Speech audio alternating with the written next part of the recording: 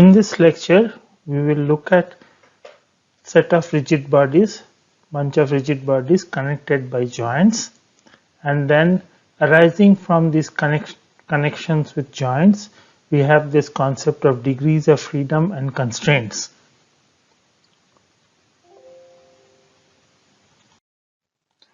So let's look at joints in a multi-body system. A joint is something which connects two or more links. Okay, and a joint basically imposes constraints on the links it connects. A link and a rigid body will be used interchangeably in these lectures. So if you have two free rigid bodies, okay, in 3D space, each of these rigid bodies has 6 degrees of freedom. Okay, so we have seen earlier that it can be used to locate a point can be used to locate a rigid body in 3D space. So there are 3 coordinates x, y, z, and then a rigid body also needs to be specified by its orientation. So then there are 3 parameters in orientation. So there are 6 parameters required to tell the configuration or position and orientation of a rigid body in 3D space. So if you have 2 free rigid bodies, then you have 6 plus 6 degrees of freedom. You need 12 parameters. However, let's consider these 2 rigid bodies connected by a hinge joint. A hinge joint is nothing but whatever connects a door to the wall. Okay, that is like a hinge joint.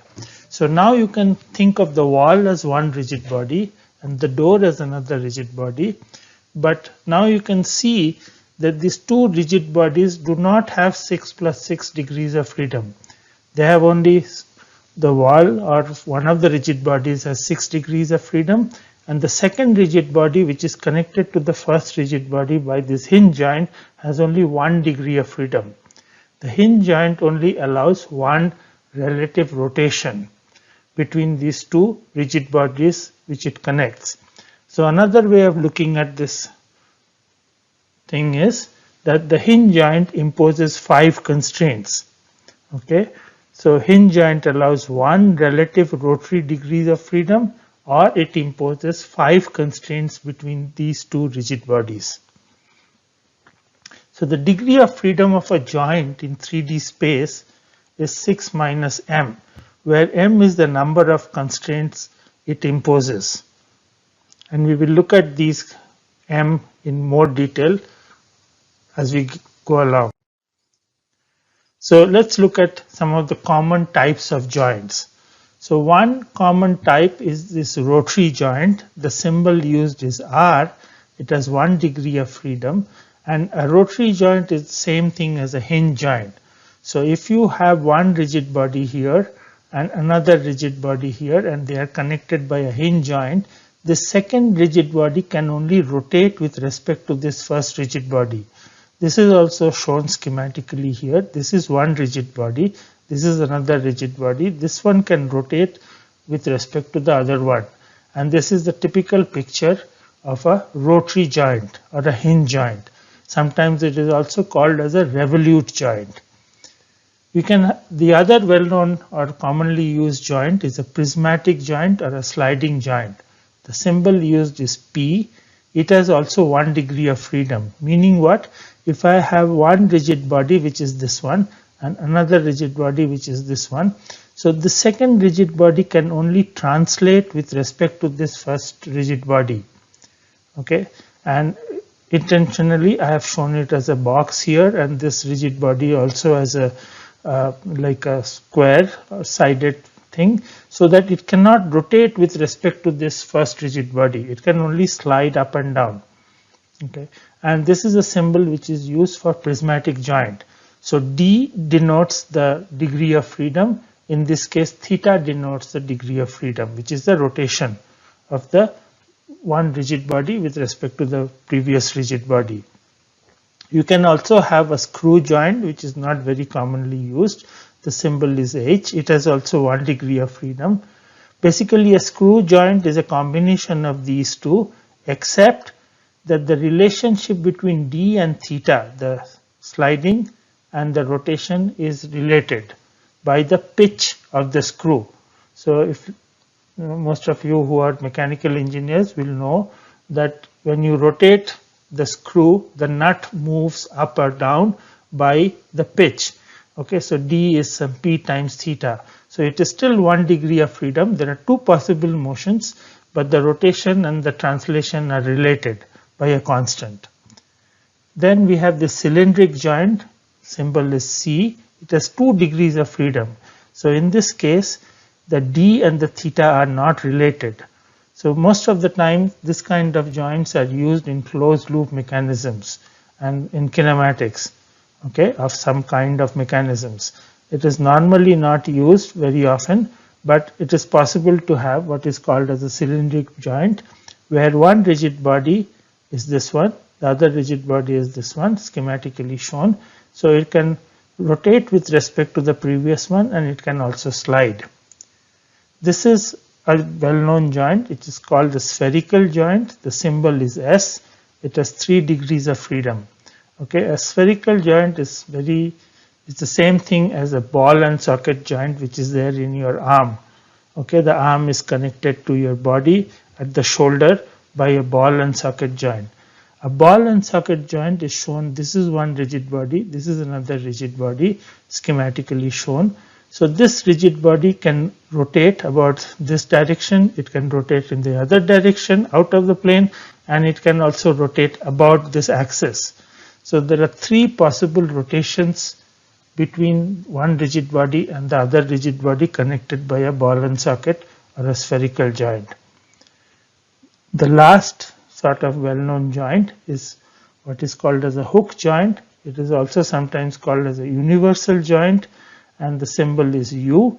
It has 2 degrees of freedom. So in this schematic drawing, so there are these 2 angles, theta 1 and theta 2. So one rigid body is connected to this ring here, the other rigid body is connected to this ring here, and you can see that these 2 rings can rotate with 2 angles, theta 1 and theta 2. So they have 2 degrees of freedom. A hook joint is extensively used in many mechanical systems.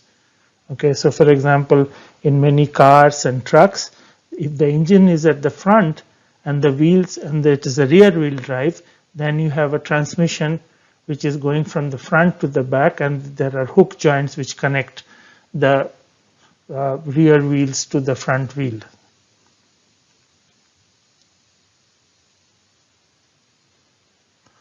So all these joints are lower pair joints. Okay, the word lower pair means that the contact between the 2 rigid bodies is through an area. So there is an area contact between the 2 rigid bodies. And all these joints on the left are lower pair joints. Okay, all of them are lower pair because they all have area contact. We also have another kinds of joints which are called higher pair joints, in which there is a point or a line contact. And a good example of a higher pair is a cam follower mechanism, or if you have a 2 gear teeth which are meshing, or if you have a wheel which is rolling on the ground, ideal wheel, because due to the load there is an area contact, but assuming it's a ideal wheel, then you have a line contact. Similarly, if you have 2 gear teeth which are meshing, they have a line contact, and cam follower could have a line contact or even a point contact. Okay, so let's look at some of this notion of constraints imposed by joints. So I will take an example of a rotary joint. So I have 2 rigid bodies, I minus 1 and I, again coming from the last week or even the first week, that we will denote a rigid body by means of these braces. So I minus 1 is a label for a rigid body which is labeled I minus 1, which basically means that there is an xi minus 1, yi minus 1 and a zi minus 1 axis and an origin oi minus 1. So this is the rigid body I minus 1. Likewise, I have a rigid body I, okay, which also contains one x-axis, a y-axis and a z-axis and an origin. So we have these two rigid bodies, I minus 1 and I, labeled I minus 1 and I, and they are connected by a rotary joint. So this is the schematic view of a rotary joint that shows that there is a rotation possible between this rigid body and this rigid body, and this rotation is always about a line, okay, and this line is labeled Li, and this axis about which it is rotating is called K. Okay, so we have these two rigid bodies in summary connected by a rotary joint. The second rigid body can rotate with respect to the first rigid body about an axis K by an angle theta I.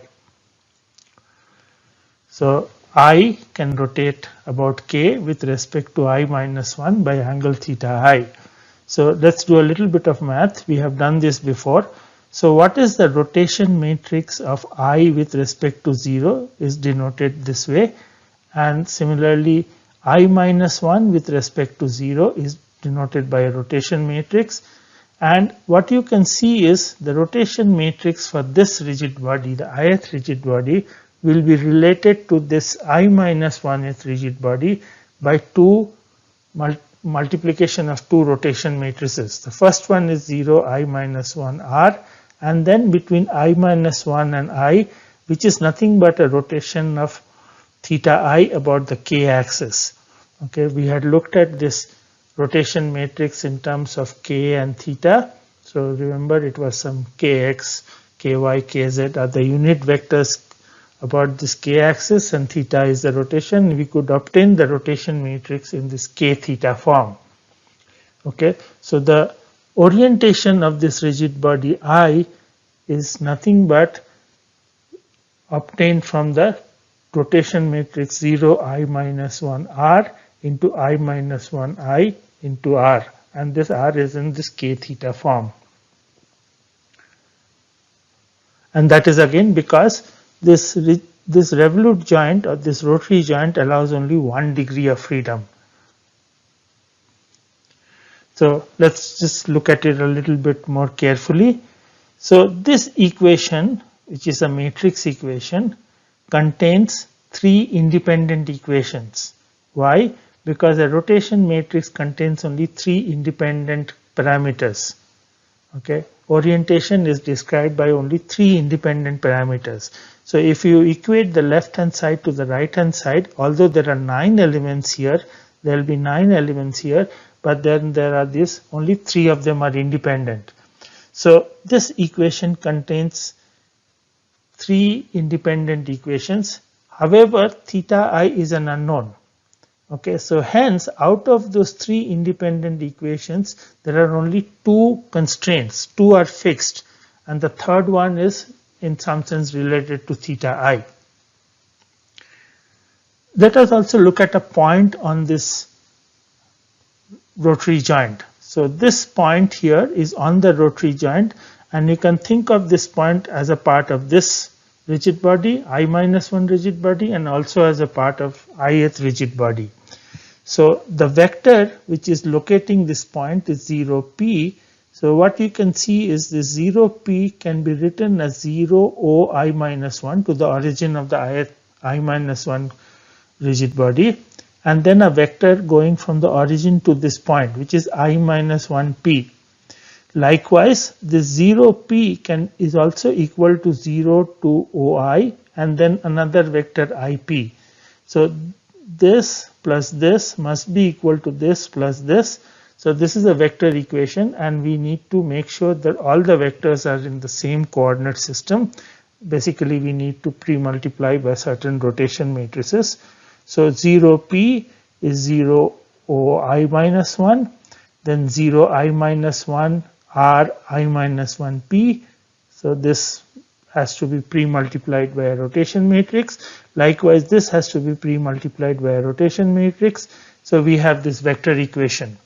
So this is equal to this. Now this is a vector equation containing 3 coordinates. So maybe like x, y, and z.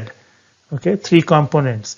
So there are 3 constraints which are present here, because in order to make this equal, the two sides, there are 3 constraints.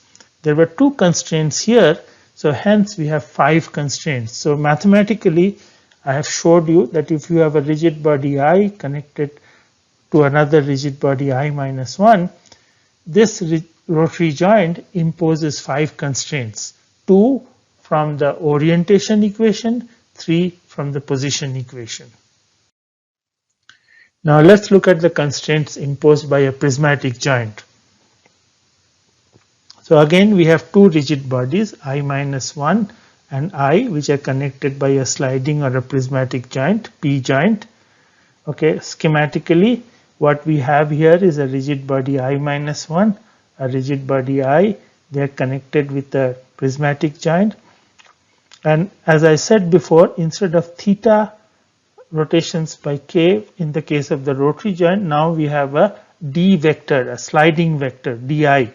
Okay, so this rigid body can slide with or translate with respect to this rigid body along this line Li or along this direction k. Okay, the same, very similar idea as before, except that now we have a di vector, or di along k. So the orientation of this rigid body with this rigid body has to be same. Why? Because this rigid body can only slide or translate with respect to this rigid body along this axis k by a quantity di.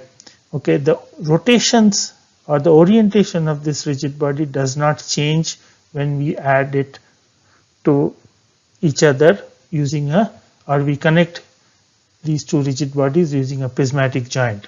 So hence what do we have? We have an equation which is OIR is OI minus 1R. Okay, so this contains 3 independent constraints. Again, rotation matrix has 9 parameters, 3 by 3 rotation matrix, but only 3 of them are independent, which we have seen earlier. Okay, so the I rigid body can slide by di along this line or along this vector k with respect to I minus 1. I have mentioned this earlier. So we can again write the vector equation, which is pick a point on this prismatic joint. So this O of P will be equal to O to this origin of the I minus 1 rigid body plus a vector here I minus 1 P, and that should be equal to this vector plus this vector. But on the left hand side we need to do this. We need to go from here to here, and then we need to go slide di by k.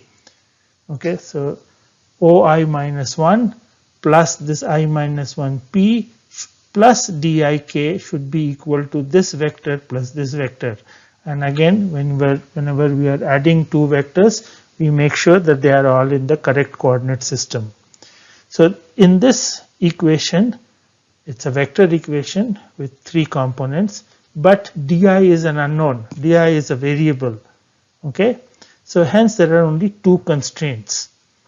So we have 2 constraints from here and there are 3 constraints from here. So the prismatic joint imposes 5 constraints. Then let us look at this spherical joint. So a spherical joint or a ball and socket joint allows 3 rotations. Okay, so a spherical joint or an S joint can also be represented by 3 intersecting rotary joints. So remember, it allows rotations in one direction, perpendicular direction, and about the 3rd axis. Okay, so let us look at this picture of again a rigid body I minus 1 and another rigid body I, and they are connected by this spherical joint. So what do we have here? We have that this rigid body can rotate with respect to this rigid body from about 3 axes. So this can rotate about this line, it can rotate in the plane, or it can rotate out of the plane. So hence there are no constraints in terms of the rotations. This rotation matrix of this can be independent of the rotation matrix of this. So there are no constraints. However, if you pick a point P on this spherical joint, we can see that this vector, which is O to the origin of the rigid body I minus 1, and from the origin to the spherical joint must be equal to this vector, which is to the origin of the ith coordinate system and from ith coordinate system to the center of the spherical joint. So basically we have O I minus 1, O I minus 1 R I minus 1 P must be equal to O 0 O I plus 0 I R I P. Okay, so this is again a vector equation. It has three constraints. So I can say that some quantity this side, the x component must be equal to the x component here. So that is a constraint. Similarly, the y part should be equal to the y component from the right hand side. So hence we get three constraints. So this spherical joint imposes three constraints. And finally, let us look at a rotary joint in a loop. Okay, remember we also will be looking at closed loop mechanisms or parallel mechanisms, and as an example we look at a rotary joint in a loop. So what is the loop here? So I have a coordinate system, I will label it as left. I have another coordinate system which is right. Both are fixed to the ground. Okay, this hash line shows that they are fixed to the ground. Okay, then we have a rigid body I minus 1 and a rigid body I. They are connected by a rotary joint. Okay, so and these two coordinate systems, which are both fixed to the ground, are located with respect to each other by this vector LD. Okay, so this is a constant vector.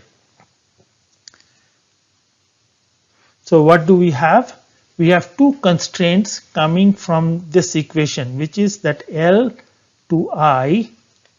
Okay, so our rotation matrix will be same as L to I minus 1 then into I minus 1 RK. So the rotation of this is related to the rotation of this by multiplying by this rotation about K. Okay, so going from this side, this rotation L I minus 1 I minus 1 I. So this will be also equal to L to R. Okay, so L to R and then R to I. Okay, let's do it once more. So the rotation matrix or the orientation of this rigid body can be obtained from first finding the rotation matrix of I minus 1 rigid body post multiplied by the rotation at the rotary joint, which is this part L I minus 1 R into I minus 1 I RK. Okay, this must be same as the rotation matrix going from here to here and then from here to here. Okay, so L R, this rotation matrix into R to I. Okay, so as you can see, many times I have said this I minus 1 and I minus 1 will sort of cancel out and you will be left with L and I, which is the rotation matrix for ith rigid body with respect to the left coordinate system. This is the same as if you cancel out this R and R. If you go from this side, then you have again the rotation matrix of the ith rigid body with respect to the left coordinate system again. So this is a matrix equation. Okay, there are three independent equations in this matrix equation. Each of the matrices are 3 by 3, but again there are only three independent parameters and theta I is an unknown. Whatever is happening at the rotary joint is a variable. So hence there are two constraints in this.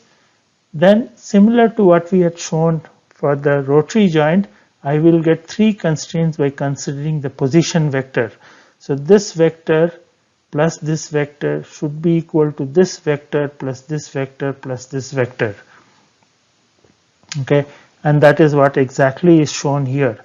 So the vector from L to P is this plus this, and that should be equal to L to R, then R to OI, and then OI to this IP.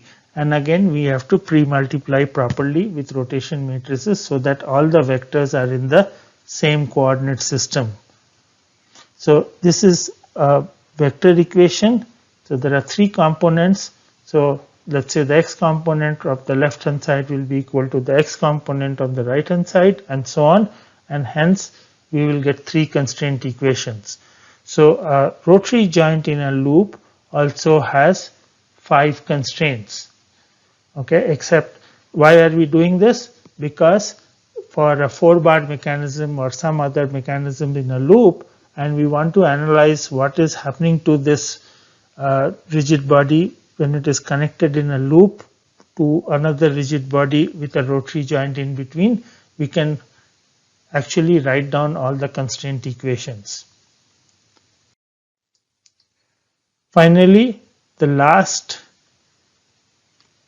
constraint set equation, which is very useful and it will be used in many closed loop mechanisms and parallel robots, is this thing called the spherical SS joint pair.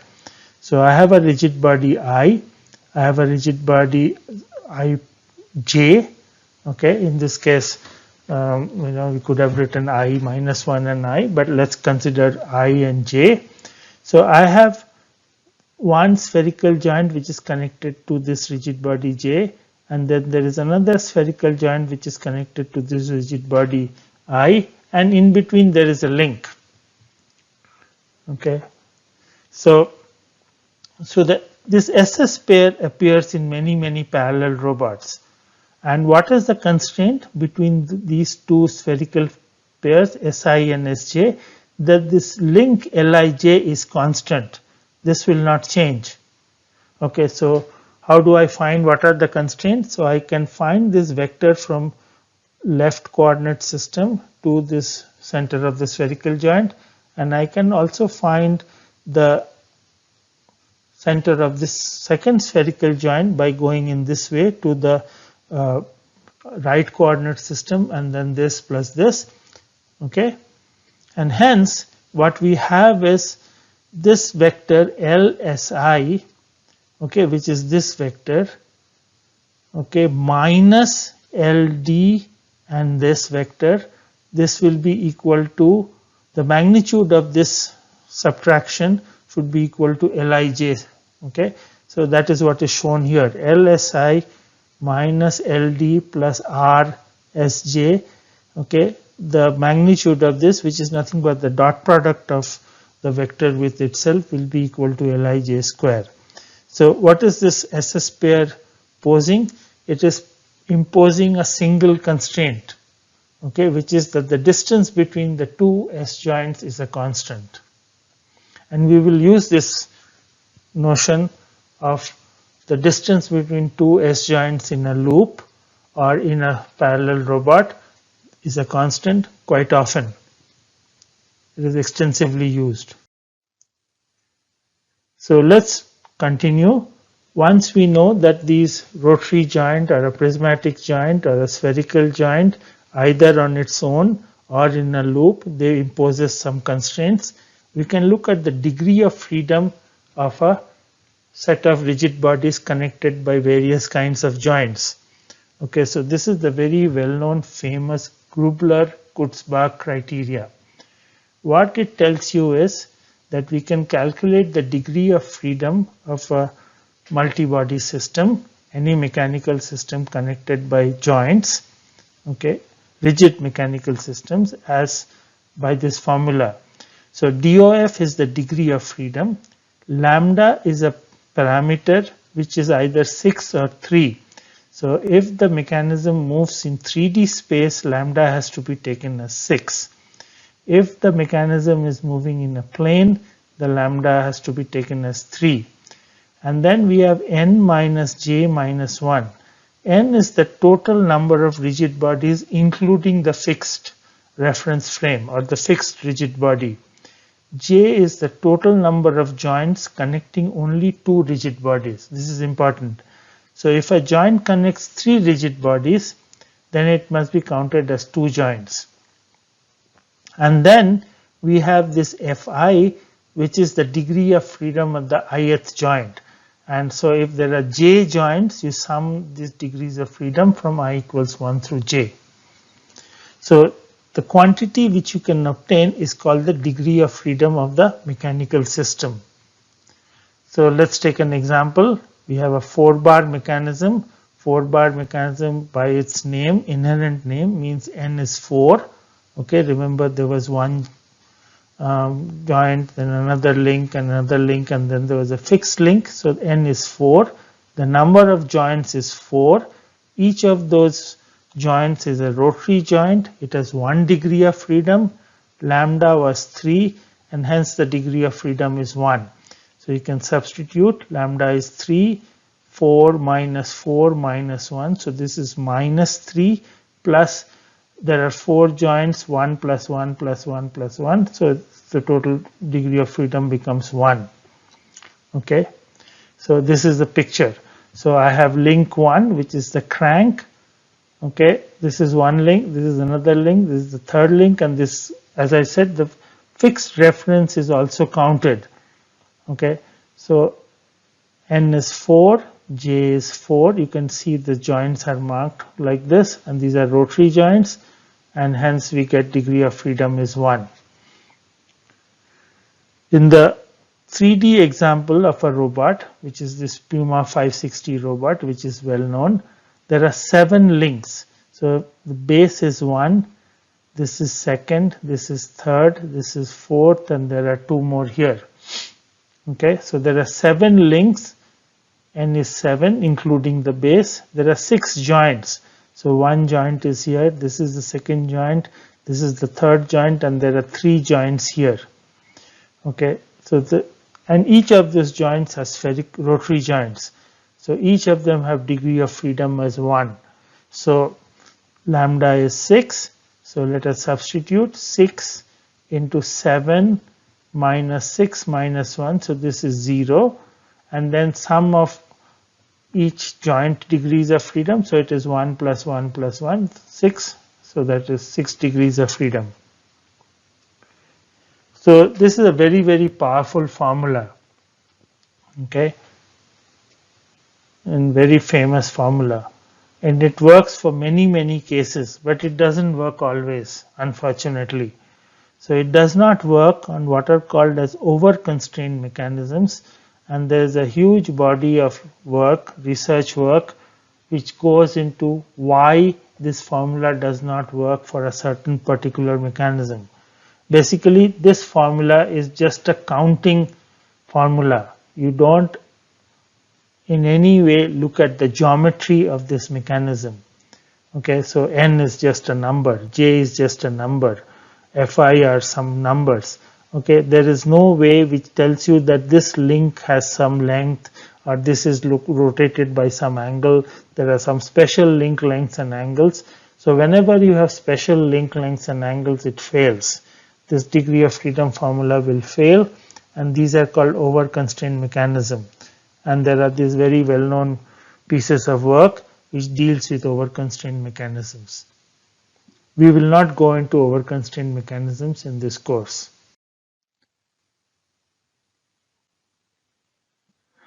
So what does this degree of freedom mean? Basically, the degree of freedom means the number of independent actuators which I can put in the mechanism. So in the case of a robot, if it has 6 degrees of freedom, what it means is I can have 6 motors at those joints.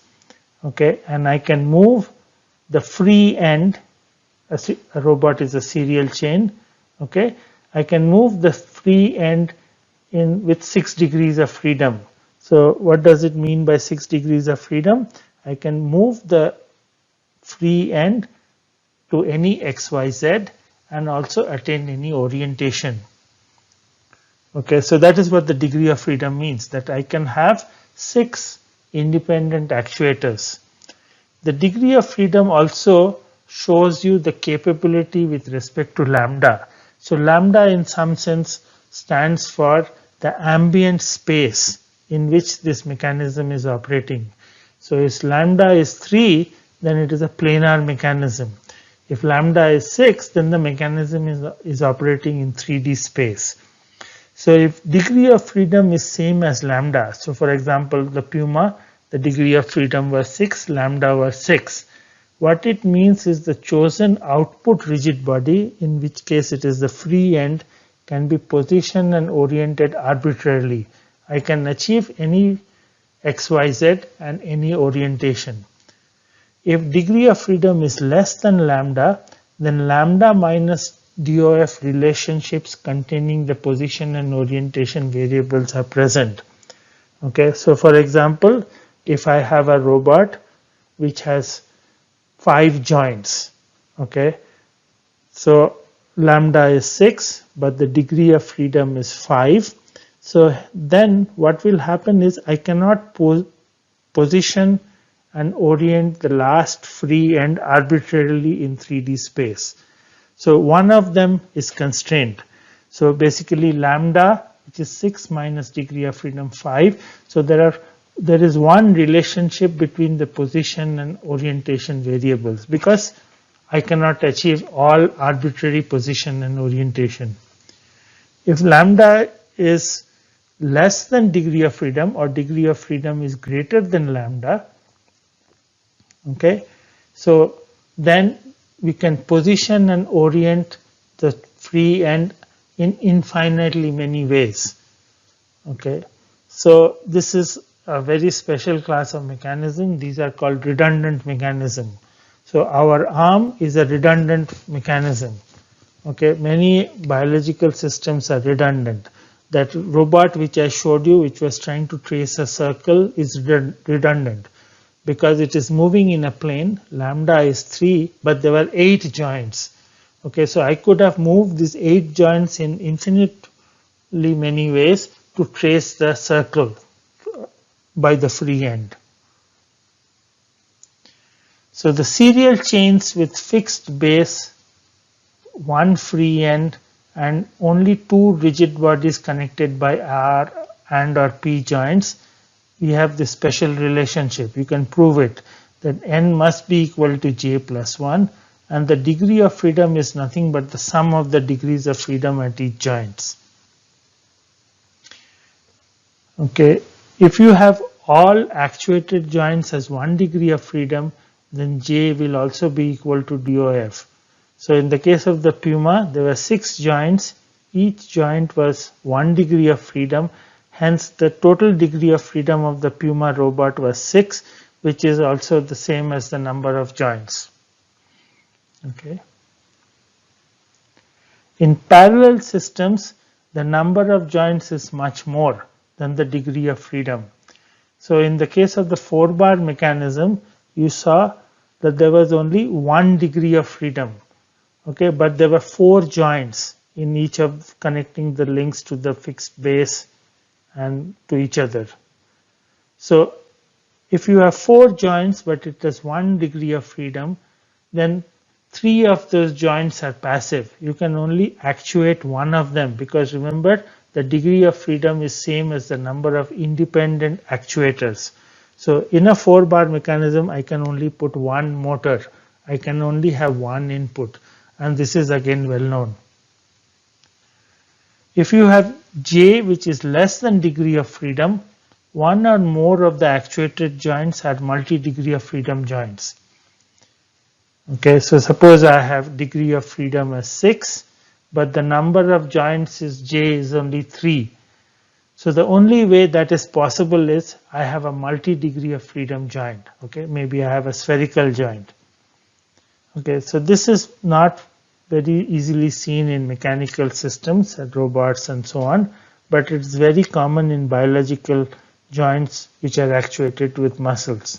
So your ball and socket joint is a 3 degree of freedom joint at the shoulder.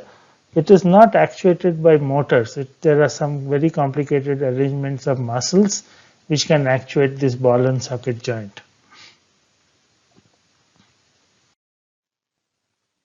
Let's look at a few definitions. So the J joint variables, which are either thetas or d's, okay. So these are denoted by rotations theta i's and di's, which are the translation. The position and orientation variables depends on what is lambda. So if you have a planar motion with lambda equals 3, then the position and orientation is determined by 3 variables. So we will use x, y, and phi, just like in any mechanics. So if the body is moving on a plane, it can have an x coordinate and a y coordinate, and it can orient about the z axis, which is this angle phi.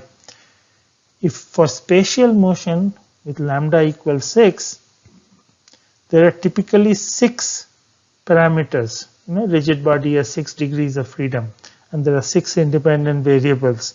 So you can have x, y, z, and a rotation matrix. So this rotation matrix contains only 3 independent parameters. We can also describe any mechanical system or a multi-body system by something called as generalized coordinates. Okay, so this is a very useful concept. Let's just go over it a little carefully and slowly. So what is a generalized coordinate? It is basically a set of variables, often denoted with q. Okay, so qi, there could be n of these. Okay, and these qi's, n of them, describe the configuration of the system. Okay, so what do we mean by configuration of the system? Given this qi's, I can completely describe the mechanism to you. So for example, I can draw this mechanism on a sheet of paper, or I can draw it in a computer system if I give you these q's.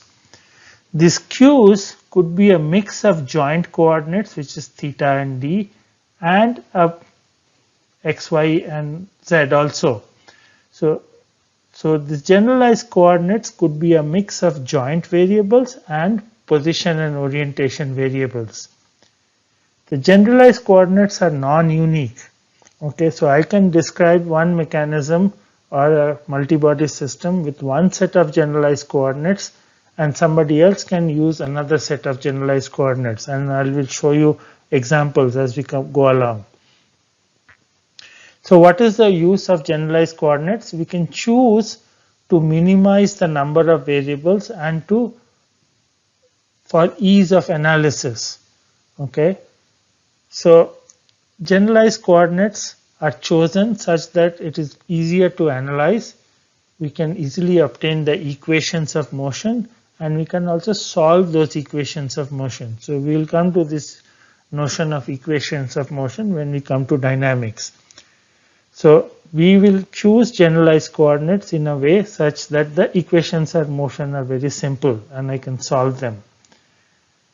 The number of generalized coordinates is not necessarily the minimum or equal to the degree of freedom of a system.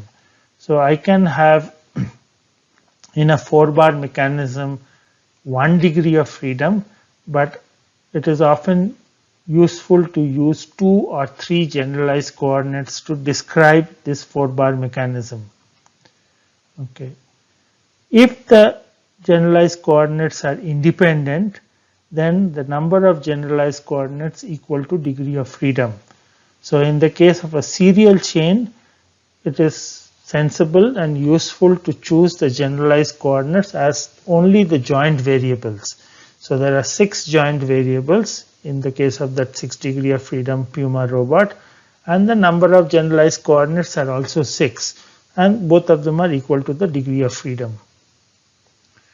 The time derivatives of the generalized coordinates are called generalized velocities. So if I have a theta as a generalized coordinates, theta dot will be called as generalized velocities.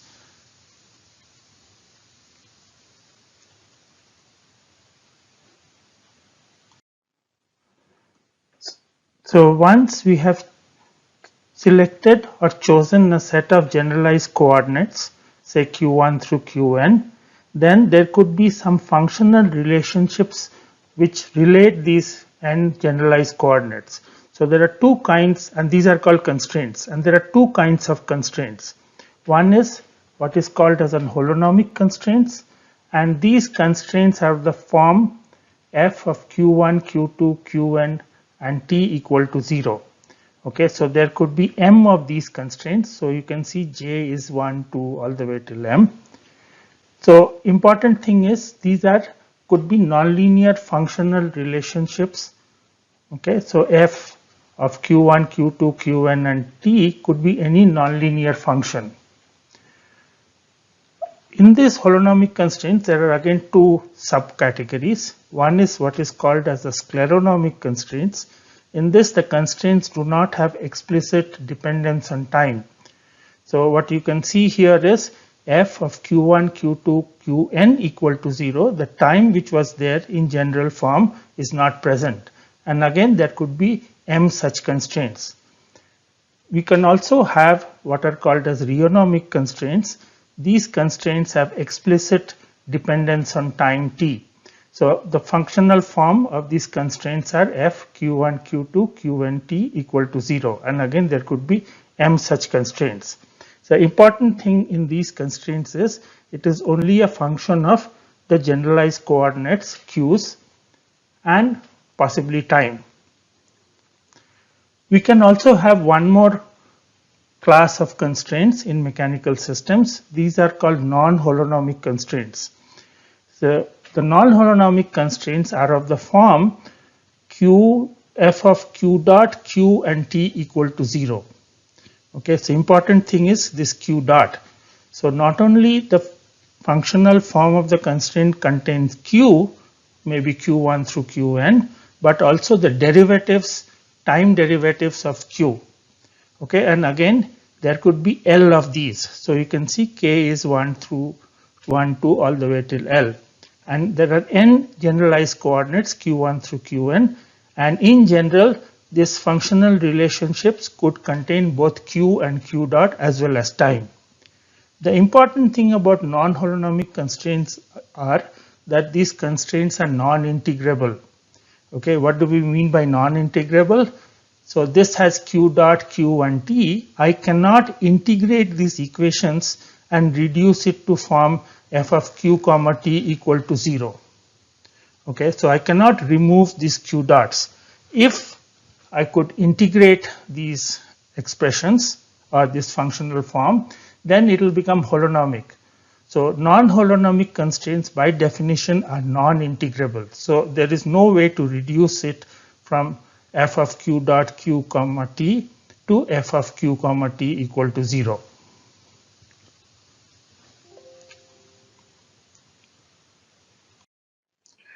Let us take a look at some common examples of holonomic constraints. So this picture shows here is a pendulum. So basically we have a bob of mass m. It is suspended from some point 0, 0 and of length L. So maybe it's a string. And we locate this coordinates of this mass by x comma y. We can also locate this link or this wire by an angle theta from the vertical. And there is also gravity acting. So in this simple pendulum, we could choose the generalized coordinates q as x comma y. So one possible choice is x comma y. But however, this x comma y is related by this constraint, which is x squared plus y squared is L squared. So the distance between this center of this bob, okay, and this origin is L. So x squared plus y squared will be L squared. So there are two generalized coordinates x and y, but there is now one constraint. I could have also chosen to describe this simple pendulum with a single variable theta, with a single generalized coordinate theta. So then we would have no constraints. Let us look at another example, a little bit more complex. So this is called as a double pendulum. So basically we have one pendulum here with a mass at one point, and then it is connected to another mass which is m2. So and then we could measure the angle of this link from the vertical with theta 1. We could also measure the angle from this second link as theta 2. One way to describe the configuration of this double pendulum is pick a point here which is x1 y1, and then we have another point which is x2 y2. Okay, the rest of the figure is similar. So there is gravity acting. Later on we'll see why we need this gravity when we derive the equations of motion. So In the case of a double pendulum, one possible choice of generalized coordinates are x1, y1, x2, y2. So the coordinates of these two masses. The constraint in this case is that we have x1 squared plus y1 squared is L1 square and x2 minus x1 whole square plus y2 minus y1 whole square is L2 square. Okay, so this distance is constant and this distance is also constant. So what we can have is two holonomic constraints, because remember these are functional relationships containing q's only, there is no q dot. Okay, so there are four coordinates x1, y1, x2, y2, but there are two constraints. If you have this base which is moving for this simple pendulum, so instead of a fixed pivot, suppose it was on some kind of a cart or something in which it is moving, and it is moving such that it is a0 sine omega t. So this base is oscillating. So in that case, your constraint is x minus a0 sine omega t whole square plus y square is L square. Okay, so this is now a function of time. So as I mentioned, the constraint now contains the generalized coordinates, which is x and y or q, comma t equal to 0. So it's a functional form which contains t, hence it's a rheonomic constraint. Let us look at another very classical example of a 4-bar mechanism. Okay, so this is a parallel mechanism. So we start from one fixed base and we can go around and we come back. So there is one loop. So for a 4-bar mechanism, there are two well-known ways. There are several well-known ways, but to show this mechanism, one is that we can look at this theta 1 as one of the rotation of this so-called link 1. This is sometimes called as the input or the crank. Okay, and this phi 1 could be one of the possible outputs. So when you rotate this link, then we want to see how the link 3 is rotating. So this is sometimes called as a crank and this is sometimes called as an output link. So this is one way of describing this 4-bar mechanism. Okay, it's a 1 degree of freedom mechanism with 4 joints. Sometimes instead of this output phi 1, we could pick a point on this link 2, which is called as the coupler, and then we could have that as an output link. So in that case, we have x and y as x comma y as one of the output variables. So let us continue. So I want to find out what are the constraints and how we can describe this 4-bar mechanism. So this is a planar loop. Okay, it has 1 degree of freedom. Okay, so there should be only 3 independent equations. So let's look at these equations which will tell us what are these constraints. So one possible way of looking at these variables is that we go from here to here and from here to here and from here to here, and this will be equal to L0. So the x coordinate is L1 cos theta 1 plus L2 cos theta 1 plus phi 2 plus L3 cos theta 1 plus phi 2 plus phi 3, that is equal to L0. Okay, so remember phi 2 is this external angle. Okay, so it's actually some pi plus alpha. We could have also looked at this angle, then it would be alpha, but then this is a nice way of representing. We don't really care whether it is the included angle or the full angle.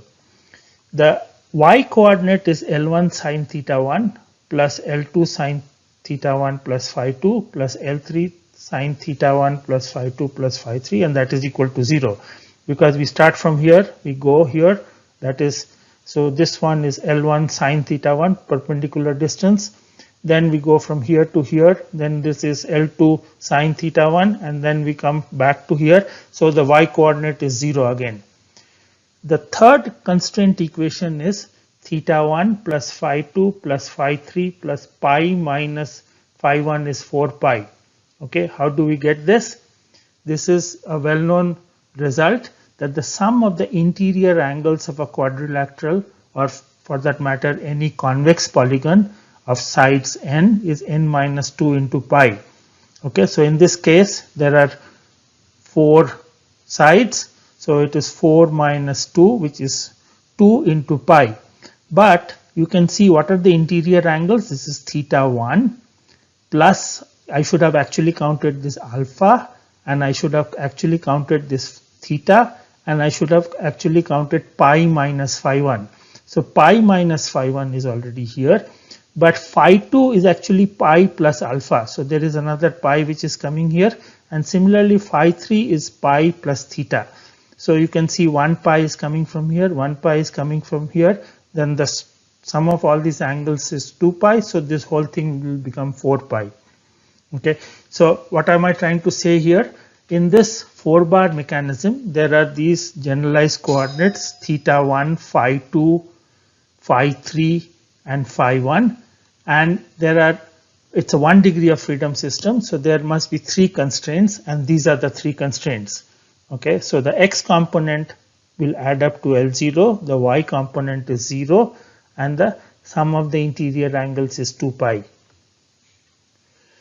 So in this loop closure constraint equations, in this form, all the 4 joint variables are present.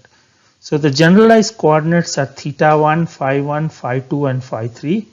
It's a 1 degree of freedom, so we could have said that there is only one independent generalized coordinate, and most of the time it will be theta 1, which is the actuated joint. If you look at the 4 bar mechanism again, there are various ways of representing this 4 bar, or there could be various combinations of generalized coordinates. So in the previous case, we went around the loop and then we said this is equal to L0, the y coordinate was 0, and so on. I could also find another way of representing this 4 bar or finding out these constraints by breaking this 4 bar at joint 3. Okay, I can also break it in the coupler at some point which is A and B from both ends. I could also break the 4 bar at these 2 places. Okay, so all of these different ways of representing the constraints will give rise to different kinds of generalized coordinates. Okay, so in this first one, if I break it here, we'll see that only theta 1, phi 2 and phi 1 will show up. If I break it in the coupler link, then theta 1, phi 2, phi 1 and phi 3 will show up. Okay, and if I break it at both these 2 places, then this will be theta 1 and phi 1 will show up. So what is the basic goal? That we want to find the best way to represent the constraints which are inherent in a 4 bar. Okay, so we have 1 degree of freedom, so only one single variable is enough to describe the configuration of this 4 bar. But there are different ways or simple ways of choosing variables in this 4 bar. So if I choose the variables theta 1, phi 2 and phi 1, so 3 of them, there must be 2 constraints. If I choose the variables theta 1, phi 2, phi 3 and phi 1, 4 variables, there must be 3 constraints. And if I choose theta 1 and phi 1 as the variables to represent this 4 bar or to show the configuration of the 4 bar, then there must be only one constraint.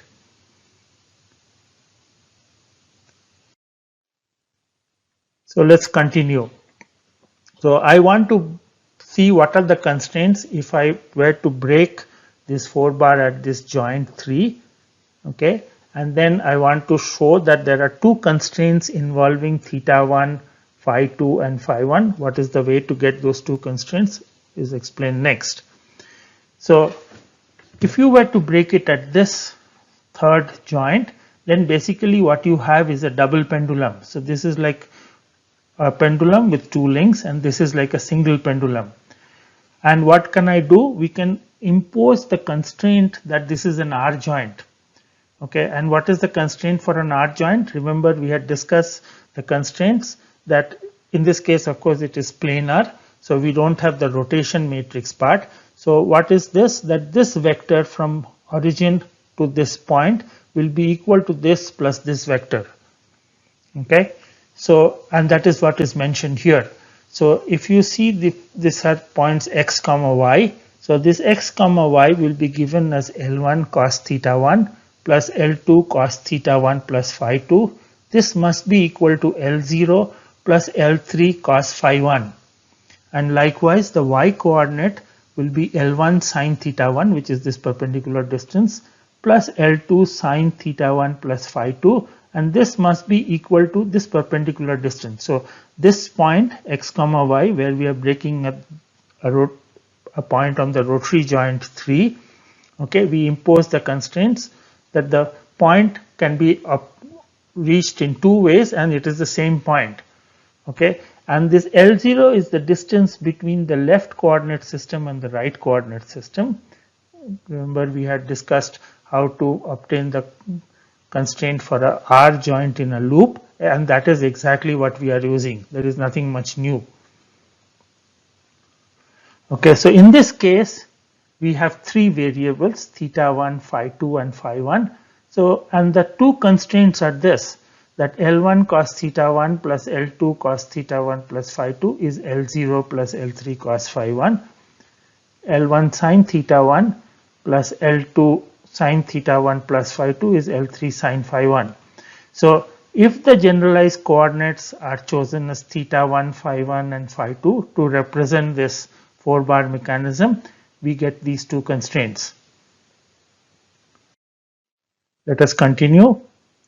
So another way to break is the 4-bar is to break it at the second link. So we break this link here, and now what we will do is we will impose the constraint that this vector will be equal to this vector, and the orientation of this link or this rigid body going this way and going this way will be same.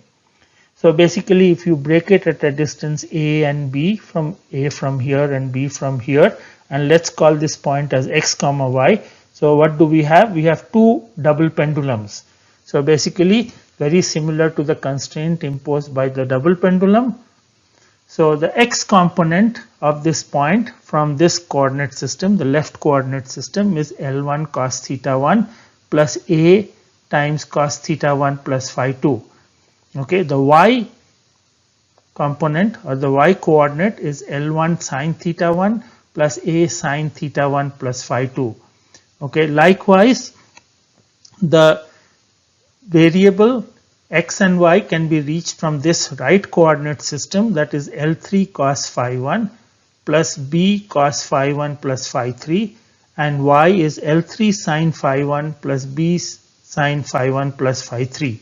And this L2 is a plus b, because remember this link was broken into at this point a and b from two ends. So now we want to impose the constraint of this link, which is what?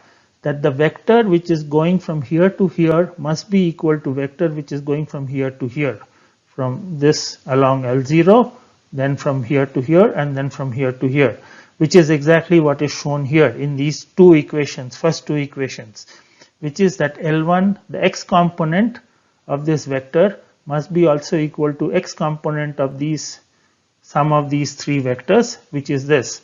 And what you can see here is the left hand side is L1 cos theta 1 plus a cos theta 1 plus phi 2, and the right hand side is L0, which is along the x-axis, and L3 cos phi 1 plus b cos phi 1 plus phi 3.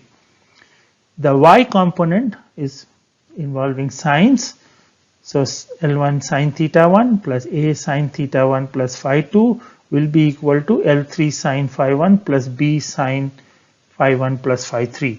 Okay, it is basically very similar. We are just equating the x and y components of this point reached in from the left as well as from the right, like this.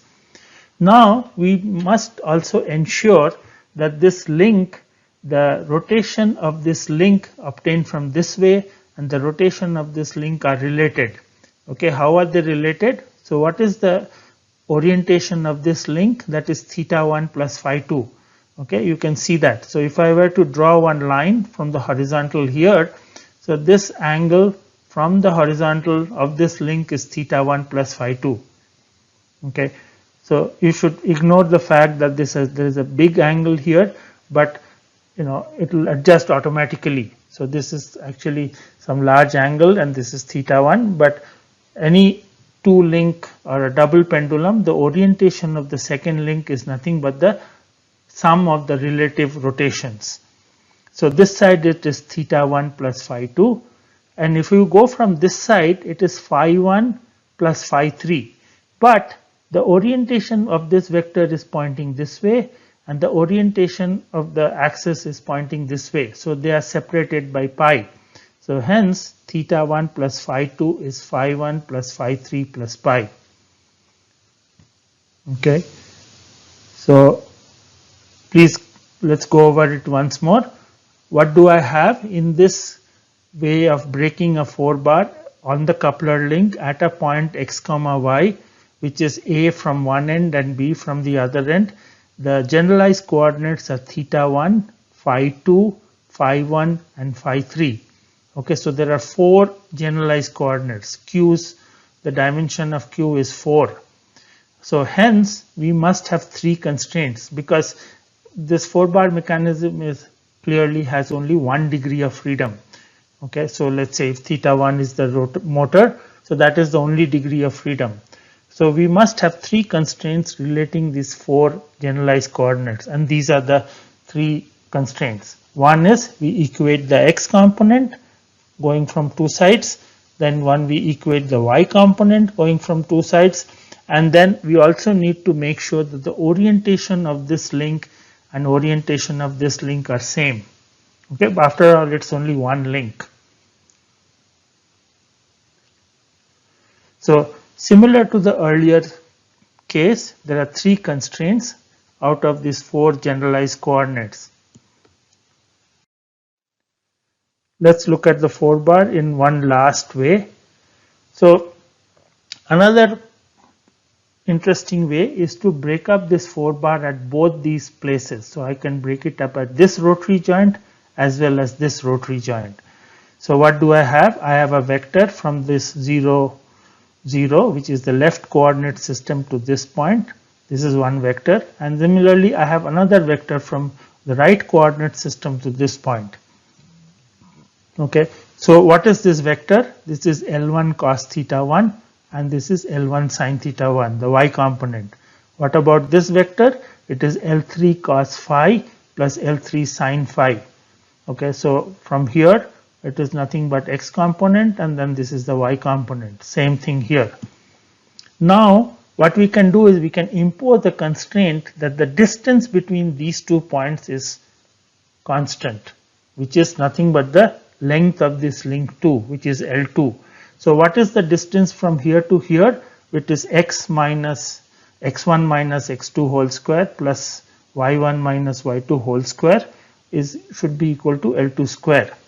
Okay, just simple Euclidean distance, and that is distance square. So that is exactly what is written here, that we have L1 cos theta 1, and then in order to get to this point we have to write L0 plus L3 cos phi 1. So L1 cos theta 1 minus L0 minus L3 cos phi 1 square plus L1 sin theta 1, which is the y coordinate here, minus the y coordinate here, and square of that. So this is the distance square, that should be equal to L2 square. Okay, so this is very, very similar to the SS pair constraint which I showed earlier. Okay, a S joint in a plane is more or less similar to a R joint. So the distance between 2 S joints was the constraint, which is constant. Here the distance between 2 R joints is the constraint, that the distance is constant, which is L2 square in this case. So now we have generalized coordinates theta 1 and phi 1. So what are the constraints? This is just a single constraint. So we could have described this 4 bar mechanism using 2 generalized coordinates theta 1 and phi 1. Okay, and this is the constraint. So this is a very famous equation. This is known as the Freudenstein equation, and it was invented or discovered by Freudenstein in 1954. So this equation can be used to analyze the motion of a 4 bar. That is obvious, because if I rotate theta 1, I know phi 1. okay, by this equation. Moreover, I could also design a 4-bar mechanism to obtain certain special motions of phi 1. Okay. So one last question, how I am constantly saying that with these two generalized coordinates I can show you or describe the configuration of this 4-bar. Correct? So is that true? Yes, because if I know what is theta 1, I can reach this point because this L1 is known, the length of link 1 is known. L0 is known, so I can come to this point. And then I can compute phi 1 from this equation. I can solve this equation and compute phi 1. So and then from phi 1 I can draw this vector which is L3. So these 2 points are known. So hence this complete configuration of the 4-bar mechanism is known. So if I choose these generalized coordinates, okay, if I tell you this is the value of theta 1 and this is the corresponding value of phi 1, I could draw this 4-bar mechanism on a sheet of paper, okay, which is again very important concept, that there is only one degree of freedom. There is only one independent variable theta 1 which completely describes the 4-bar mechanism. But it is easier to either choose 2 generalized coordinates. Sometimes previously I showed you I could choose 3 generalized coordinates. Okay, I could even choose 4 generalized coordinates. If I choose larger number of generalized coordinates to describe this 4-bar mechanism, then I need more constraints. And these are all holonomic constraints because they are only functions of q. They do not contain q dot. So with this notion of generalized coordinates and constraints, there are several ways to, or several kinds of coordinates which are in use in parallel mechanisms and closed loop mechanisms. Okay, and I want to show you that there are these 3 main or 3 different kinds of coordinates which are in use through this example. So this is a RRPR mechanism. So what does RRPR means? That there is first a rotary joint, then another rotary joint, the third joint is a sliding joint, it's a prismatic joint, okay, and then there is a 4th rotary joint.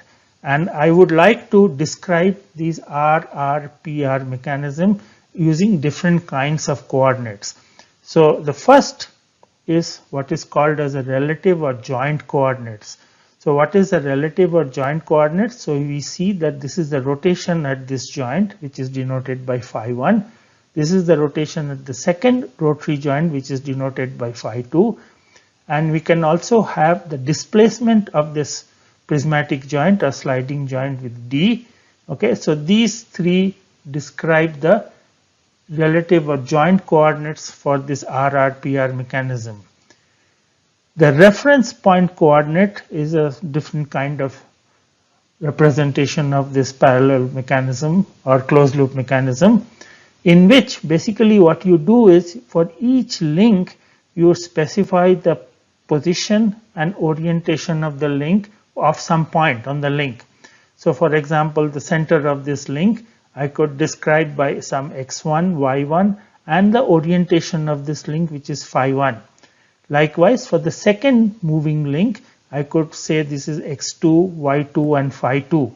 Okay, this is the location of some point, a chosen point on this link, and this is the orientation of this link. And the third link, which is moving here, in this case again I can pick another point 3, which is x3, y3, phi 3. So this is called as reference point coordinate. So I pick a reference point in each of the moving links, and for each of these links I say what is the position and orientation.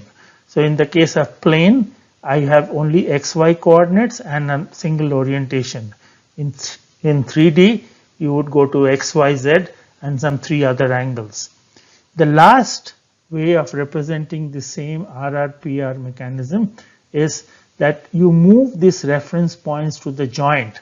Okay, so this x1, y1 which was here and this orientation phi 1, if I move this point to the joint, then all I need is just the position of this point, which is x1, y1. I can move this coordinate system to this center of this sliding joint. So we get x2, y2, and then we have x3, y3. Okay, so these are three kinds of coordinates which can be used possibly for this RR-PR closed loop or parallel mechanism. Okay, so let's look at what are the constraints for each of these different ways of representing the same RR-PR mechanism. So in the first one, which is relative coordinates or joint variables, okay, so these are the variables with respect to a previous rigid body. So phi1 is with respect to the fixed coordinate system or fixed reference. So phi2 was the rotation of this link with respect to this link, and d was the translation of this link with respect to this link. Okay, so what are the generalized coordinates in this case? It is phi1, phi2, and d. Remember, this also has 1 degree of freedom. Okay, we can compute the degrees of freedom using the Grubler-Kurzbach criteria, and we will see it has 1 degree of freedom. So meaning that there is only one independent variable to describe this mechanism. So although we have chosen 3 generalized coordinates, there is only one independent variable, which implies that there are 2 constraints. Okay, and what are the constraints for this RR-PR mechanism? We can easily find out, which is that the x component L1 cos phi1 plus d cos phi1 plus phi2 plus L3 cos phi1 plus phi2 minus pi by 2 is equal to L4. Okay, so think a little bit. This is the x component which is going from here to here to here. Okay, this must be, and coming down, this must be equal to L4. The y component involves sine, so L1 sine phi1 plus d sine phi1 plus phi2 plus L3, this will be equal to 0. So this pi by 2 is coming because of this sliding joint. The angle between this last link and the sliding joint is pi by 2.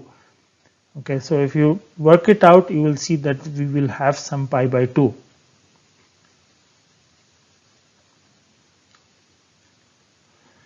So in this case, the constraints are more complex. They contain trigonometric terms. Basically, we have cos phi1, phi2, and also multiplied by d. So, but the number of constraints is very low. So there are only 2 constraints for these 3 generalized coordinates. So it's a little bit more complex because not only you have this variable d, but this d and this rotation is coupled. Okay, so one way of thinking about this mechanism, RR-PR mechanism, is that we have a single degree of freedom, which is this phi1. So this d and phi2 should be related, but they are in some ways reasonably complicated way of relating d and phi2 using trigonometric terms.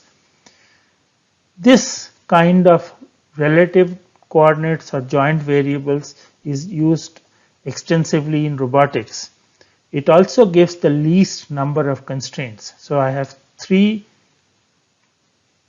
generalized coordinates and I have 2 constraints, and hence it has 1 degree of freedom, so hence it is consistent with what we know. Let us look at also now the other, which was the reference point or absolute coordinates. So for each of these links, we now have x1, y1, phi1, and here this link is x2, y2, phi2. For third link, it is x3, y3, phi3. So each link is represented by a chosen point, the xy coordinate of the chosen point, and the orientation of that link. So as you can see here, there are 3 here, 3 here, 3 here. Okay, so there are 9 generalized coordinates which represents this for RR-PR mechanism again. Okay, and so if you have 9 of these, but again remember there is only 1 degree of freedom. So basically we need to find 8 constraints, and all these constraints will be in terms of these generalized coordinates. So let's look at a few all these 8 constraints. So one is, if I start from some origin, let's call it xa, ya, this is the left one, and then this is the other one, which is xd, yd. So what you can see is xa plus L1 by 2 cos phi 1 is x1. So if I go from here to here, so this is xa plus the x component is L by 2. This reference point is chosen at the midpoint of this link, which is why it is L1 by 2, into cos phi 1 will be x1. Okay, so the y coordinate will be ya plus L1 by 2 into sine phi 1, this will be y1. So these are 2 constraints. Likewise, x1 plus L1 by 2 cos phi 1 plus L2 by 2, let's consider this link as L2 by 2, is equal to x2. So I go from here to here, okay, and then you can show that this is x2. Okay, then we have L1 y1 plus L1 by 2 plus L2 by 2 sine phi 2 is y2. So this is 2 more constraints. And then we can show that the orientation of this link, which is phi 1 and phi 2 and phi 3, these are the angles which determine the orientation of these 3 links. This orientation phi 2 minus phi 3 should be equal to pi by 2. Okay, what was phi 2, which was this angle, and what was phi 3, it was some angle here. So then it will become, this is perpendicular. We assume that the sliding joint is perpendicular to this link. So again, this pi by 2 will show up. Then we have this y2 minus y3 cos phi by phi 2, and x3 minus x2 sine phi 2 is L3 by 2. Okay, does that make sense? Yes. So the y coordinate is y2 minus y3 into cos phi 2 plus x3 minus x2 sine phi 2 is L3 by 2. And so these are 2 more. And the last 2 are x3 plus L3 by 2 is xd. Okay, so x3 plus L3 by 2 into cos phi 3 is xd, and y3 plus L3 by 2 into sine phi 3 is yd. Okay, so basically we are going around this loop. So we had all these generalized coordinates. So there are 9 of them, and I have written down here 8 of these constraints. So which basically make sure that this mechanism has 1 degree of freedom. So as you can see, if you were to choose this way of representing this RR-PR mechanism with 9 generalized coordinates, then we have 8 of these constraints. So these are much more complex. So many more constraints and many more generalized coordinates. Okay, the constraints themselves are very simple. Okay, there is no product of d and sine and cos phi. Okay, so these are a little bit simpler. This is representation which is used in atoms. So in atoms, every link has these x, y, and phi. In 3D, it will be x, y, z, and the 3 orientations. And then we impose these constraints. Okay, distance constraints or orientation constraints and so on.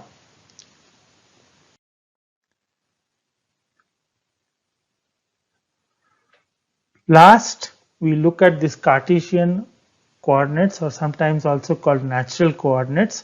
So basically what we do is we move the reference point to the joint.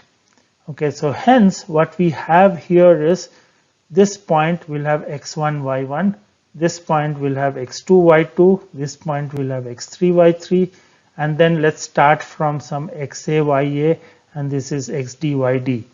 So what are the generalized coordinates in this case? It is x1, y1, x2, y2, x3, y3. Okay. So there are 6 of these generalized coordinates. Again, this is 1 degree of freedom, so there must be 5 constraints. Okay, and what are these constraints? In this case, you can also see that x1 minus xa, so this length should be L1 square. So x1 minus xa whole square plus y1 minus ya whole square is L1 square. Similarly, x2 minus x1 whole square plus y2 minus y1 whole square is L2 square.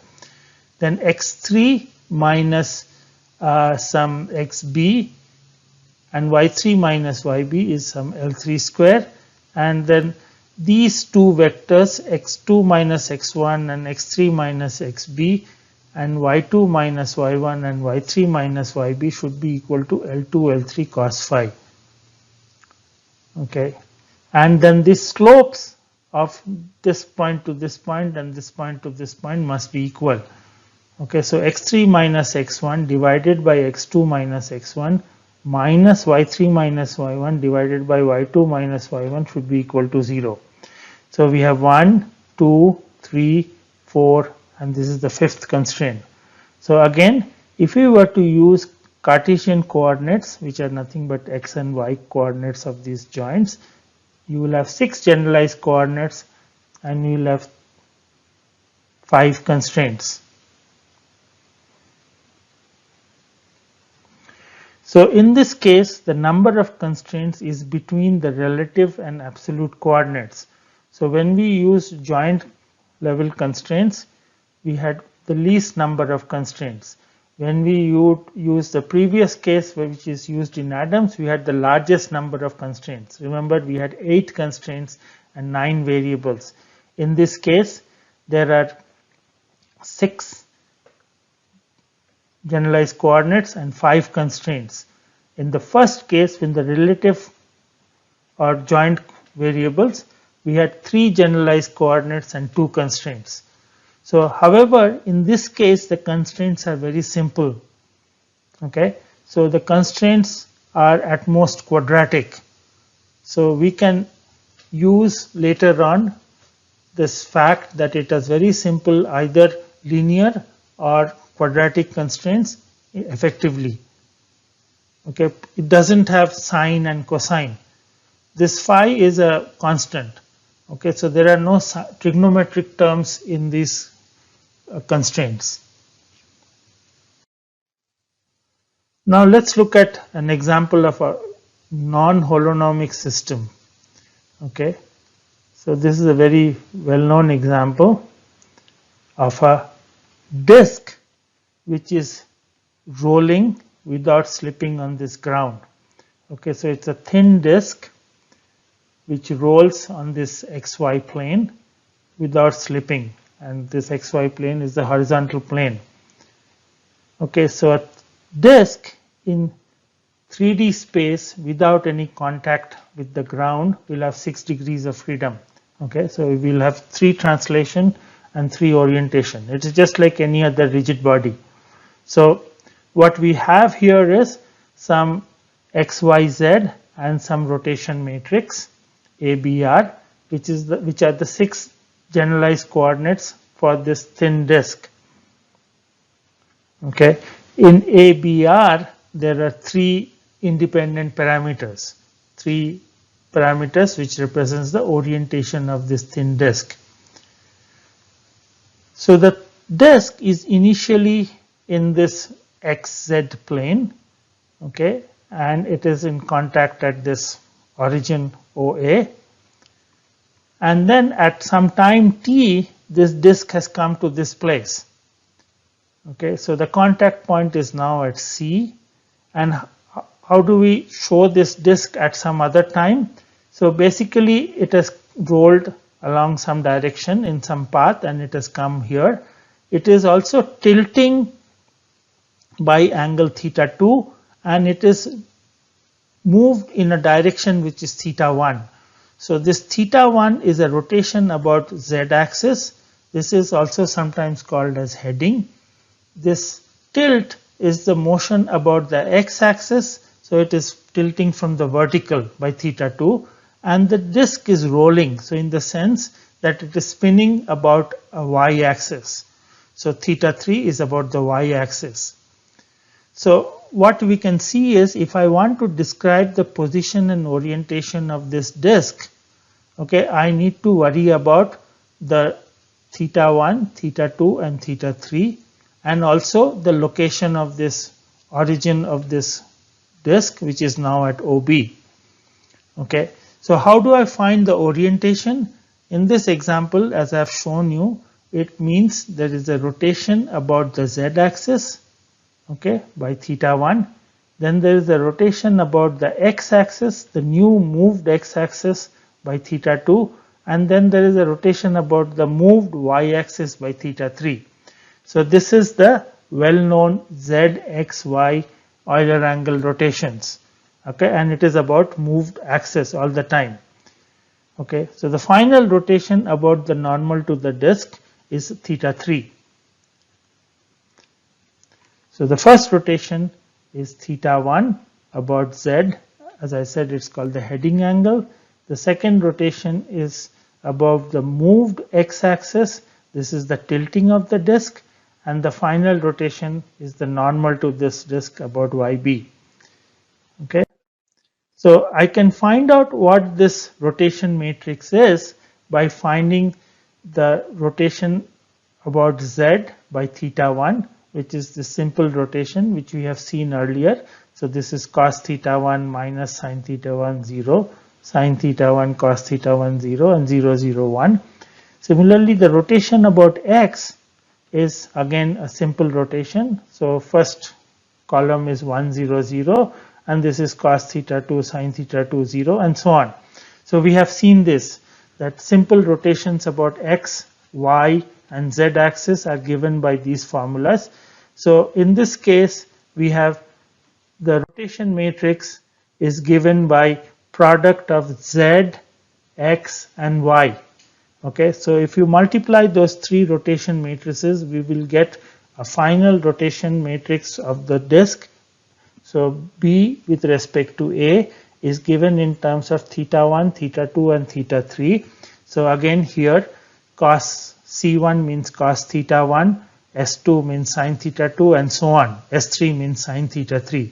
So you will get this rotation matrix which contains cosine and sine of this θ1, θ2, and θ3 angles.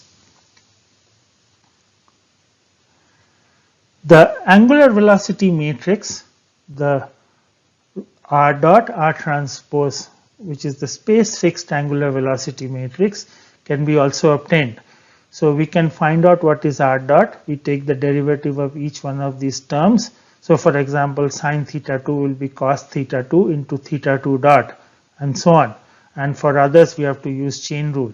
And then you do r dot r transpose. The x component of the angular velocity can be extracted from this Q symmetric matrix, the y component also, and the z component also, and they will look like this. So the x component of the angular velocity is given by c1 θ2 dot minus s1 c2 θ3 dot. So c1 here means cos θ1, sc2 means cos θ2, s1 means sin θ1. So we can obtain this by doing this operation. The point of contact of the disk with the horizontal plane can be given in terms of rs30 minus rs3, okay, rc3, where r is the radius of the disk. Okay, so you can see that the center of the disk is the origin, and it is rotating about the θ3 axis.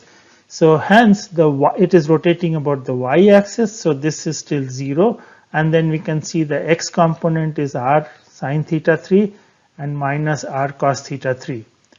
Okay, and the position vector of this center of the disk is given by ABR into BPC. So I am converting from that coordinate system which is attached to the rotating disk to the coordinate system, fixed reference coordinate system, and we will get this vector. So it is minus r s1 s2 plus r s2 c1 minus r c2. Okay, so this picture again shows the same thing. So the velocity of the center of the disk, which is given by the position vector to this OB and the derivative of the position vector. So we can write it as, let's denote it by x dot, y dot, and z dot. So what is the velocity of the point of contact? It is this velocity of this origin or the center of the disk plus omega cross r. And we do this cross multiplication in the a coordinate system. So we have omega x, omega y, omega z, which we derived earlier, cross r, APC. We have derived this APC right now, the point of contact, and the velocity of the center of this disk. Okay. So now comes the constraint. So if this disk is rolling without slipping, then the velocity of the point of contact will be 0. Correct? Right? So if it is rolling without slipping, then there is this point of contact has 0 velocity. And that is what this expression is showing, that AVC is equal to 0. And AVC equal to 0 can be written in this form, which is that x dot is some r sin cos theta 1 theta 3 dot and so on. Y dot is r sin theta 1 theta 3 dot plus r s1 s2 theta 1 dot minus r c1 c2 theta 2 dot, and z is minus r s2 theta 2 dot. So what is x, y, z? They are the location of the center of the disk.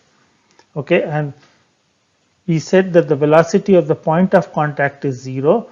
So the velocity of the point of contact was nothing but the velocity of the center plus omega cross r, and which is what I am equating to 0. So hence we can find what is x dot, y dot, z dot in terms of theta 1 dot, theta 2 dot, and theta 3 dot. So what have we achieved? So we have 6 degrees of freedom of this disk, x, y, z of the center, and 3 rotation angles, theta 1, theta 2, theta 3. Right? So it has 6 degrees of freedom, but then because of no slip, because of imposing the fact that it is rolling without slipping, the x dot, y dot, z dot, and theta 1 dot, theta 2 dot, and theta 3 dot are related by these 3 equations. And note that the equations contain derivatives of the generalized coordinates x, y, z, and theta 1, theta 2, theta 3, and also theta 1, theta 2, and theta 3. Theta 3 is not showing up here, but the q's are theta 1, theta 2, theta 3, x, y, z, and q dots are the derivatives of those. And there is a relationship between x dot, y dot, z dot, and the thetas and their derivatives. So as I said, the velocity of the center of the disk is denoted by x dot, y dot, z dot, column vector. So what is the summary? There is no relationship between the 6 generalized coordinates as such, but out of those 6 derivatives of the generalized coordinates, x dot, y dot, z dot, theta 1 dot, theta 2 dot, and theta 3 dot, there exists 3 equations. Okay, so there are 6 generalized coordinates, x, y, z, theta 1, theta 2, theta 3, and their derivatives x dot, y dot, z dot. So these are like f, q dot, comma q equal to 0, and there are 3 of these. These are 3 equations. Okay, so as you can see, this is very different from the 4-bar mechanism constraints, because in this case we have the constraints involving the derivatives of the generalized coordinates. Okay, so these are, we will show that these are called non-holonomic constraints, but before that we have to prove that this cannot be integrated. So if I could integrate these equations and bring it to the form of f of q equal to 0, then they are not non-holonomic. Okay, they will become holonomic constraints. So why are these non-integrable? So let's look at it in a different way. Let's assume they are integrable. So what do we have? We have f of q comma q dot is equal to 0. There are three of these, and let's assume they are integrable, which basically means that I can get rid of q dot, or I can integrate q dot, and from f q comma q dot I can get g of q equal to 0. Okay, so what is q here? Q is x, y, z, theta 1, theta 2, theta 3. So if I could integrate and get one expression of g of q equal to 0, so basically one of these generalized coordinates is now dependent on the other 5. Okay, it could be more than one which is dependent on the generalized coordinates. So let's assume for the moment that theta 3 is now determined by the other 5. Okay, so theta 3 is dependent on x, y, z, theta 1, theta 2. Okay, so which means what? At any point, the center of the disk is at x, y, z. Okay, and it is heading direction is theta 1. The tilt direction is theta 2. Theta 3 is automatically determined because of these integrated constraint equation. Okay, so I'm going to show you that that is not possible, that I can still get arbitrary theta 3. Okay, this if it were integrable, then theta 3 will be dependent on the other 5, and theta 3 will not be arbitrary. Okay, so let's look at this example that I want to show you that theta 3 can be arbitrary. So what is the basic idea? The disk can roll forward, it can change heading, okay, and it can go to some other place, and it can roll backwards by another path.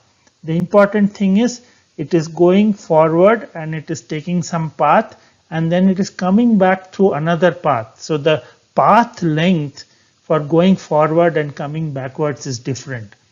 So if the path lengths are different, the rotations theta 3 will be different, right? Because it is not slipping, so whatever it goes forward by rolling, and if it comes backward also by rolling, but with different path lengths, the theta 3 will be different. Okay, so hence I can get any theta 3 at any location. So I start from some point, I roll forward and go in a path, and then I come back by a different path and I'll get a different theta 3. And whatever, I can choose infinitely many different paths to come back to the same point, and I will get whatever theta 3 I want. Okay, so what I'm showing you here is that this equation, if it were to be integrable, and if theta 3 could be a function of this, okay, then theta 3 would not be arbitrary. And I'm giving you a logic, and I'm trying to justify that I can make theta 3 arbitrary. The same thing I can show you, that I can at any position I can get arbitrary theta 1, arbitrary theta 2, and so on. Okay, again by going on a different path and coming back, or at same place I can roll, I can tilt at different angles. So clearly theta 2 is arbitrary at any x, y, z. How about theta 1 being arbitrary? Yes, I can point the disk at some any different angle. Okay, so theta 3 is the most interesting one, which is the hardest one to achieve, because if it were slipping, then theta 3 could be anything. Theta 3 is the last rotation. We are not allowing it to slip, but we are allowing it to go in a path and coming back by another path. Okay, so I can show, or I can argue, that this equation cannot be integrated, because if it could be integrated, then theta 3 would not be arbitrary, but I am giving you enough reason or a logic or an argument that theta 3 can be arbitrary. Okay, so here is a video which actually shows you that this rolling of this thin disk, I can achieve arbitrary theta 3 in spite of this constraint that it is rolling without slipping. So in this video, what you will see is that this is a thin disk. There is an x and a y coordinate which is marked. This is the point of contact. This is from where we are starting. So what this video done by one of the TAs is that it will roll forward in some direction and it will come back by another path backwards. So what you can see is that once it comes back to the same place, the x will no longer be pointing downwards and y will no longer be horizontal. Okay, so which basically means that this theta 3, which is the rotation of this disk about this line which is perpendicular to the disk, can be arbitrary.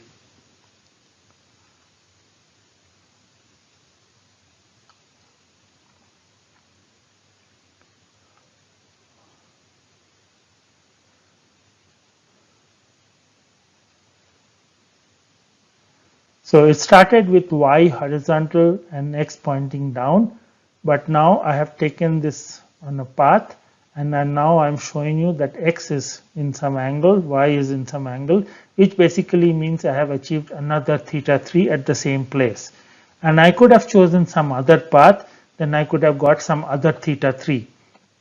So what it means is this equation, which involves both theta 3 dot and theta 1 dot and theta 2 dot and all the derivatives of the generalized coordinates, cannot be integrated.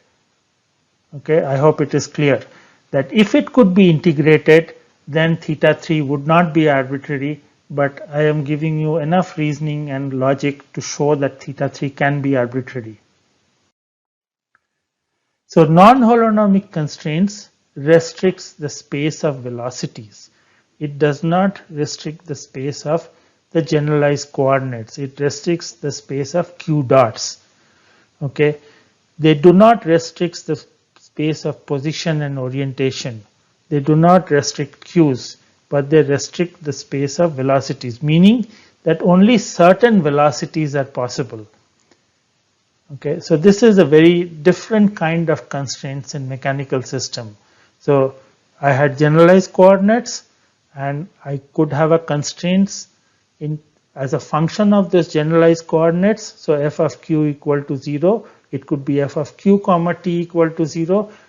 So that those are holonomic constraints. But then you have these non-holonomic constraints, which are f of q dot comma q comma t equal to 0, and those constraints are not integrable, meaning that I cannot reduce or I cannot remove those q dots by integration. There are other systems with non-holonomic constraints. You can have what is called as pure sliding. What I showed you is pure rolling, and also systems which have underactuated. Okay, so the number of motors or number of actuators are less than what it can be allowed. So in summary, a rigid body has 6 degrees of freedom in 3D space, or it has 3 degrees of freedom in the plane. You have joints connecting rigid bodies. Okay, so if you have 2 rigid bodies, you should have 12 degrees of freedom, but if you connect these 2 rigid bodies by a rotary joint, you have only 7 degrees of freedom. So this rotary joint is imposing constraints. And how many constraints? 5 constraints. So the degree of freedom of a multi-body system, okay, can be determined by using some very well-known formula. These are called the Grubler-Kurzbach formulas. We can also represent a rigid body or a set of rigid bodies using generalized coordinates.